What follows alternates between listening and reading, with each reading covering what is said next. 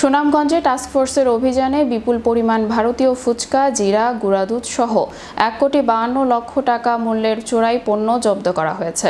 বৃহস্পতিবার ভোর রাতে সদর উপজেলার নিয়ামত এলাকার রক্তি নদীতে অভিযান চালিয়ে একটি স্টিল বডি নৌকা সহ এসব চোরাই পণ্য জব্দ করা হয়। দুপুরে প্রেস ব্রিফিং করে গণমাধ্যমকে বিষয়টি নিশ্চিত করেছেন সুনামগঞ্জ ২৮ বিজিবির অধিনায়ক lieutenant colonel AKM Zakaria Kadir.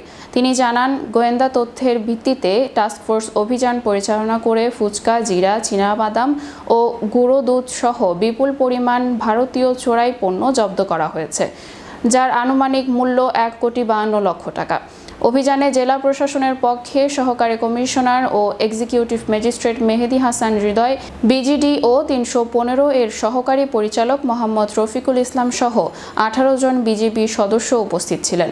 এদিকে ঈদকে সামনে রেখে চোরা কারবারিরা অভিনব কৌশল অবলম্বন করলেও তাদের দৌরাত্ম্য রুখতে বিজিবি তৎপর রয়েছে বলে জানিয়ে বিজিবির এই কর্মকর্তা বলেন, এর আগে যেসব পানিপথে ভারতীয় অবৈধ পণ্য ধরতাম, সেখানে বস্তা ভর্তি কিন্তু মালামালগুলো আসতো, কসমেটিক, শাড়ি এবং বিভিন্ন খাদ্যদ্রব্য যেমন চিনি, ফুচকা।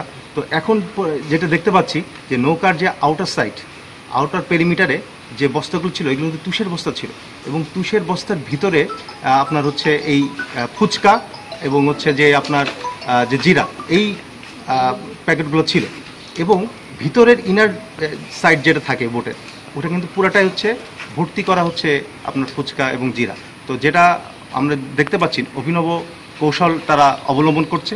বাইরে সবই হলো তুষের বস্তা, বাট ভিতরে হচ্ছে এই ফুচকা, চিনি এবং অবৈধ ভারতীয় পণ্য।